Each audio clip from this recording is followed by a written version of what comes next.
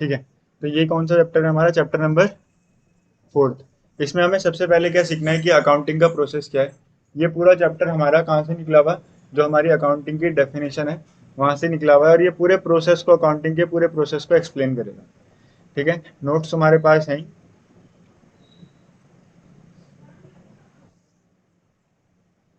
सबसे पहले यहाँ पे देखते हैं प्रोसेस ऑफ अकाउंटिंग क्या है। तो प्रोसेस ऑफ अकाउंटिंग में सबसे पहला स्टेप क्या होता है हमारा? Identification of transaction. हमने अकाउंटिंग की डेफिनेशन पढ़ी थी ना, आइडेंटिफिकेशन, समराइजिंग, रिकॉर्डिंग, ऐसे ही स्टार्ट हुई थी ना, क्लासिफाइंग। तो सबसे पहले हमें क्या आइडेंटिफाई करना पड़ेगा कि ट्रांजेक्शन क्या है। ठीक है, तो पहला step is identification of transaction. This is process of accounting. उसके बाद हमें क्या करना होता है? हमें वाउचर्स क्रिएट करने होते हैं। क्या क्रिएट करना होता है? वाउचर्स। तो फिलहाल के लिए वाउचर्स क्या होते हैं उनको छोड़ देते हैं, बस इतना याद रखो कि हमें क्या प्रिपेयर करने हैं? वाउचर्स प्रिपेयर करने हैं। इसके ऊपर पूरा एक डेडिकेटेड चैप्टर है जो हम करेंगे आगे। ठीक है, उसके बाद थर्ड स्टेप क्या है? Recording in the books of original entry. हमें अब क्या क्रिएट करनी होती है? अब हमें जर्नल्स क्रिएट करनी होती है। क्या क्रिएट करनी होती है? पहले हमने ट्रांजेक्शन को आइडेंटिफाई कर लिया, हमने वाउचर्स क्रिएट कर लिए। वाउचर्स क्रिएट करने के बाद हमें जर्नल एंट्री मारनी है, और जर्नल एंट्री को क्या बोलते हैं? Books of original entry. क्या बोलेंगे? Books of original entry. उसके बाद हम क्या करेंगे? लेजर्स में पोस्टिंग करेंगे। जर्नल के बाद क्या आते हैं हमारे? लेजर्स। इनको हम अपनी सेकेंडरी बुक्स भी बोलते हैं। क्या बोलते हैं? Secondary books. उसके बाद हमारा लास्ट स्टेप जो है, that is the fifth step, that is the preparation of trial balance and financial statement. तो हमें 5 स्टेप फॉलो करने हैं। सबसे पहला स्टेप, ये तुम्हारे पेपर में क्वेश्चन भी आया था, right the process of accounting. ठीक है, और ये भी आया था कि recording in the books of original entry process में कौन सा स्टेप होता है। जहां तक मुझे याद है, अपना क्वेश्चन पेपर उठा के देखना। वो ये भी पूछ सकता है कि पूरा प्रोसेस क्या है, वो ये भी पूछ सकता है कि ये पर्टिकुलर स्टेप हमारे प्रोसेस में कौन से नंबर पे आता है। तो इसलिए मैं तुम्हें नंबरिंग के साथ ये याद करा रहा हूँ। पहला क्या है? Identification of transaction. दूसरा क्या है? बोलोगे तो याद हो जाएगा, प्रिपरेशन ऑफ वाउचर्स। वाउचर्स क्या होते हैं, कैसे बनते हैं, अभी रहने दो, बस याद करो कि हमें ट्रांजेक्शन को आइडेंटिफाई करने के बाद क्या करना है? वाउचर्स क्रिएट करने।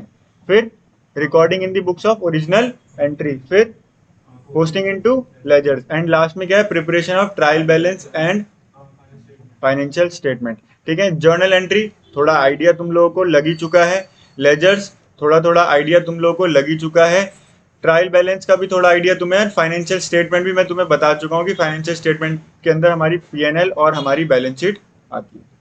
ठीक है, इतनी बात क्लियर? इसमें कोई डाउट? अब एक एक करके इन स्टेप्स को समझते हैं कि है क्या। Identification of transaction.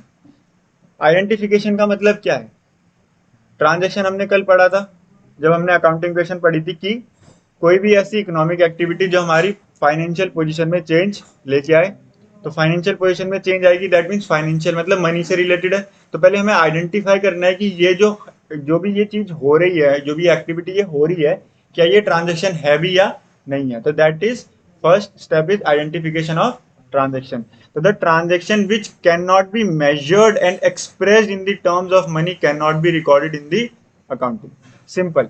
जो भी फाइनेंशियल नेचर की नहीं है, जो भी मनी या मनी से रिलेटेड नहीं है, जिसको हम मनी में एक्सप्रेस नहीं कर सकते, उसको हमें अकाउंटिंग में लेके नहीं आना है। ठीक है, every transaction must be supported by a proper evidence such as cash memo, purchase invoice, sale invoice, pay in slip, chequebook, passbook et cetera. अगर कोई भी ट्रांजेक्शन है तो वो ट्रांजेक्शन का एक एविडेंस, एक सबूत हमारे पास होना चाहिए कि ये ट्रांजेक्शन कहाँ से आई। और वो सबूत कैसे होगा? अगर मान लो हमने कुछ परचेज करी है, तो परचेज करेंगे, तो परचेज करने पे क्या होगी? हमें एक इनवॉइस मिलेगी। तो ये इनवॉइस हमारी क्या है? ये इनवॉइस हमारी एक डॉक्यूमेंट है, सोर्स है, एविडेंस है। ठीक है, तो किसी भी ट्रांजेक्शन को सपोर्ट करने के लिए एक प्रॉपर एविडेंस होना चाहिए। वो प्रॉपर एविडेंस में तुम्हें कुछ पॉइंट्स, कुछ एग्जांपल याद रखने पड़ेंगे, जैसे cash memo, purchase invoice, sale invoice, pay in slip, chequebook वगैरह वगैरह। ठीक है, अब ये क्या है? ये डॉक्यूमेंट है, जो ये इसको सोर्स डॉक्यूमेंट भी बोलते हैं। A document which provides evidence of the transaction is also known as source document. तो ये इंपॉर्टेंट है पॉइंट। अगर तुमसे एक मार्क्स के क्वेश्चन में पूछ दिया जाएगा व्हाट इज सोर्स डॉक्यूमेंट, तो तुम्हें याद रखना है सोर्स डॉक्यूमेंट वो डॉक्यूमेंट होता है जो किसी भी ट्रांजेक्शन को रिकॉर्ड करने के लिए एक एविडेंस की तरह काम करता है। क्लियर है इतनी बात? पहला स्टेप क्लियर है? पहला step is identification of transaction. वो कहता है कोई भी ट्रांजेक्शन अगर मनी की फॉर्म में नहीं है तो उसको अकाउंटिंग में रिकॉर्ड नहीं करना, और हर ट्रांजेक्शन को रिकॉर्ड करने के लिए हमारे पास एक एविडेंस होना चाहिए जिसको हम सोर्स डॉक्यूमेंट बोलते हैं। क्लियर है इतनी बात दोनों को? ठीक है। Next point is preparation of vouchers. अगला स्टेप है कि जब भी हम कोई ट्रांजेक्शन को आइडेंटिफाई कर लेंगे तो हमें वाउचर बनाना है। वाउचर कुछ नहीं होता, वाउचर एक छोटा सा डॉक्यूमेंट होता है जो हर ऑर्गेनाइजेशन अपने हिसाब से अपना क्रिएट करती है, और वो सीरियल वाइज होता है। मतलब एक ट्रांजेक्शन हुई, उसका एक वाउचर क्रिएट कर दिया। वाउचर हमें बताएगा कि कौन से अकाउंट को डेबिट करना है और कौन से अकाउंट को क्रेडिट करना है। मतलब अगर हम परचेज की एंट्री मार रहे हैं तो हमें परचेज वाउचर ये बता देगा कि परचेज अकाउंट को डेबिट करना है, और उसके अगेंस्ट में कैश जा रहा है या कोई क्रेडिटर क्रिएट हो रहा है तो वो पता चल जाएगा। तो हमें वाउचर बेसिकली बताते हैं, वाउचर एक ऐसा डॉक्यूमेंट है जो हमें बताएगा कि कौन से अकाउंट को we have to debit and कौन से अकाउंट को वी हैव टू क्रेडिट। तो सबसे पहले मैंने जैसे तुम्हें बोला, हर फर्म के पास अपने नाम के खुद के प्रिंटेड वाउचर्स होते हैं, ठीक है। Using the source document first of all the vouchers are prepared. अब यहाँ पे ये वो नहीं बोल रहा कि फर्स्ट स्टेप को फॉलो करके, अब ये क्या बोल रहा है, उस सोर्स डॉक्यूमेंट को यूज करके आपको सबसे पहले क्या बनाना है, वाउचर बनाना है। वो सोर्स डॉक्यूमेंट कौन सा है, सोर्स डॉक्यूमेंट है जिसकी वजह से हमने ट्रांजेक्शन को आइडेंटिफाई किया था इन आर फर्स्ट स्टेप, ठीक है। तो first of all source document को यूज करके हमें सारे वाउचर्स को प्रिपेयर करना है, और इन वाउचर्स के बेसिस पे हमें रिकॉर्डिंग करनी है जर्नल्स में, और आगे जर्नल से फिर हम लेजर्स बनाएंगे, ठीक है। तो क्योंकि वाउचर से हम जर्नल क्यों बना पा रहे हैं, वाउचर से जर्नल हम इसलिए बना पा रहे हैं क्योंकि वाउचर हमें बताता है which account is to be debited and which account is to be credited. Third point step में क्या है, separate voucher for each transaction specifying which account to be debited and which account is to be credited, prepared in a chronological order. Chronological order क्या है, day by day, मतलब हर दिन एक voucher आएगा, हर transaction के बाद एक वाउचर आएगा। तो ये क्या है, सीरियल वाइज बनते हैं अगर सिंपल भाषा में बोलूं तो, ठीक है।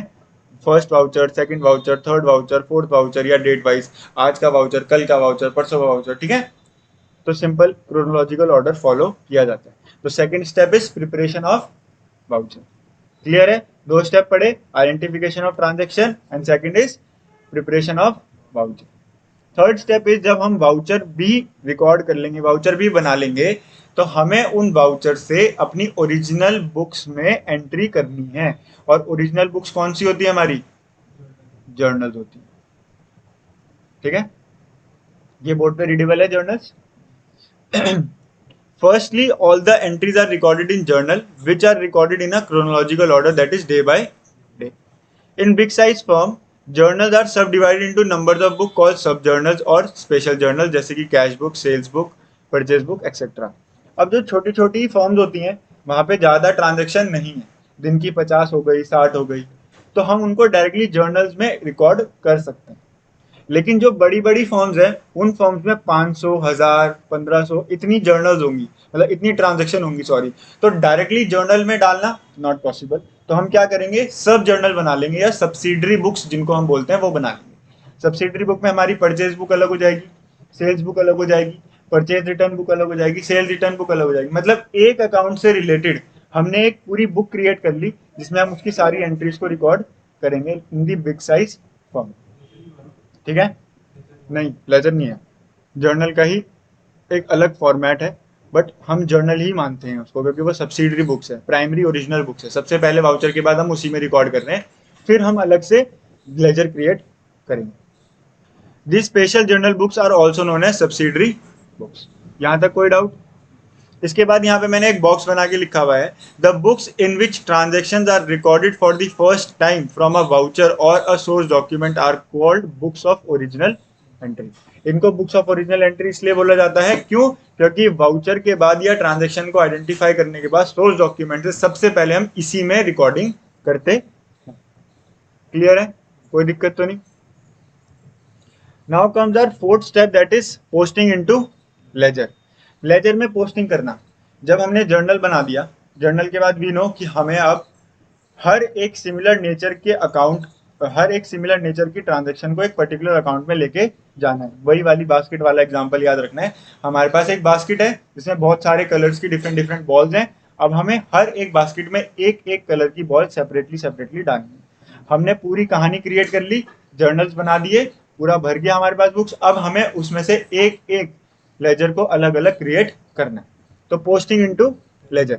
Next step in accounting process is to transfer all the entries recorded in journal और subsidiary books to a respective account in ledger. साफ साफ क्या वर्ड यूज हुआ है? Respective account. ठीक है. These are principal books of account. कौन सी बुक्स हैं ये? Principal books. क्वेश्चन आएगा, ये सब इंपॉर्टेंट है. ठीक है. ओरिजिनल बुक्स कौन सी होती हैं, प्रिंसिपल बुक्स कौन सी होती हैं, ओरिजिनल बुक्स में कहाँ से रिकॉर्डिंग होती है, प्रिंसिपल बुक्स में कहाँ से रिकॉर्डिंग होती है. तो एक एक मार्क्स में ऐसे सिली सिली क्वेश्चन भी पूछे जा सकते हैं, but it is all the part of your theory. ठीक है. Third point is for recording in ledgers all the transactions must be of same nature. All the transaction must be of same nature are recorded. Ledger बनाने के लिए जो भी transaction हमें record करनी है उस लेजर में, वो सेम नेचर की होनी चाहिए. मतलब एक ही नेचर की ट्रांजेक्शन को उसका एक अलग लेजर क्रिएट होता है. ये मैंने स्टार्ट करते हुए ही बता दिया था. तो जैसे कि हमें किसी भी एसेट का अकाउंट बनाना है, जैसे मुझे मशीनरी का अकाउंट बनाना है, तो मशीनरी से रिलेटेड जितनी भी परचेज है, जितनी भी सेल है, जितनी भी मशीनरी पे अदर एक्सपेंसेस लग रहे हैं, वो सब किसके अंदर आएंगे? मशीन के अंदर आएंगे. मतलब हमने मशीन, एक मशीन है हमारी एसेट है, तो उससे रिलेटेड सारी ट्रांजेक्शन उसके ही एक बास्केट में डालनी, that is machinery account. Purchase का अकाउंट हो गया, सेल का अकाउंट हो गया, किसी एक्सपेंस का अकाउंट हो गया, किसी इनकम का अकाउंट हो गया.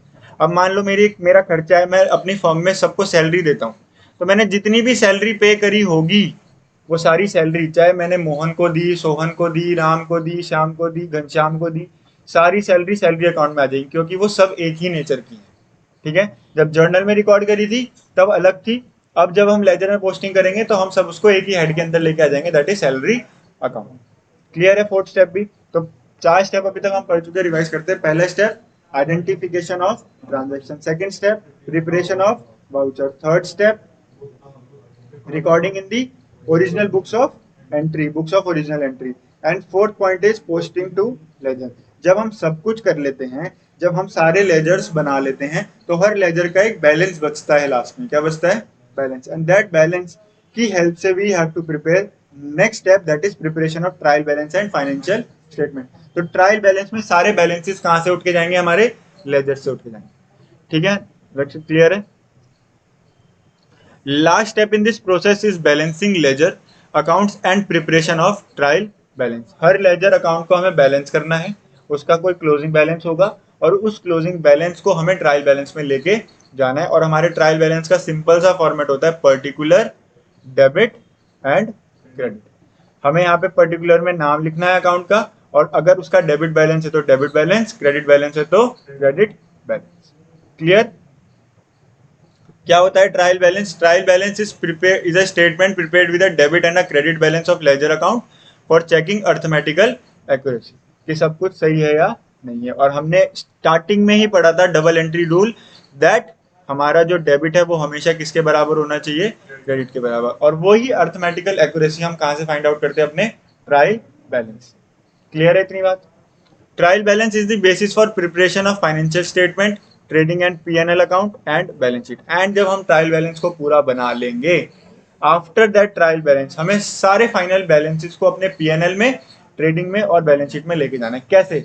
ट्रायल बैलेंस के अंदर तो हर अकाउंट आएगा ना, चाहे वो एसेट हो, चाहे वो लाइबिलिटी हो, चाहे वो एक्सपेंस हो, चाहे वो इनकम हो, सब ट्रायल बैलेंस के अंदर दिखेगा. क्योंकि ट्रायल बैलेंस क्या है? ट्रायल बैलेंस तो मैथमेटिकल एक्यूरेसी को चेक करना हुआ ना. लेकिन फाइनल में हमारा जब फाइनल अकाउंट्स बनते हैं तो इसके अंदर हमारे पास ट्रेडिंग P&L आता है. ट्रेडिंग P&L हमेशा एक साथ ही यूज होता है. कैसे होता है? अलग अलग बाइफरकेट कैसे करते हैं हम लास्ट में जाके पढ़ेंगे. और हमारे पास फाइनेंशियल पोजीशन चेक करने के लिए क्या होती है? हमारी बैलेंस शीट. बैलेंस शीट में हमारे पास क्या जाएंगी? Assets and liabilities. PL में हमारे पास क्या जाएगी? इनकम और एक्सपेंस. तो हमें कुछ नहीं करना, हमारे पास जो हमारा ट्रायल बैलेंस गिवन है, इस ट्रायल बैलेंस से बैलेंसेस उठाने हैं. अगर इनकम है तो PN में जाएगी, एक्सपेंस है PL में जाएगी, एसेट है बैलेंस शीट में जाएगा, लाइबिलिटी है तो बैलेंस शीट में जाएगा. इस तरीके से P&L बनाएंगे. P&L को बैलेंस करते हैं तो या तो प्रॉफिट आता है या तो लॉस आता है. हमने पढ़ा था ना अकाउंटिंग की डेफिनेशन में, to find out the result thereof. तो वो रिजल्ट क्या है? प्रॉफिट या लॉस. और अगर हमारी एसेट लाइबिलिटी है तो बैलेंस शीट में उठ के जाएगी. और अभी हम अकाउंटिंग क्वेश्चन भी पढ़ते आ रहे हैं, दैट बैलेंस शीट की asset is equal to capital plus liability. तो हमारी एसेट हमारी लाइबिलिटीज के बराबर होनी चाहिए. क्लियर है इतनी बात?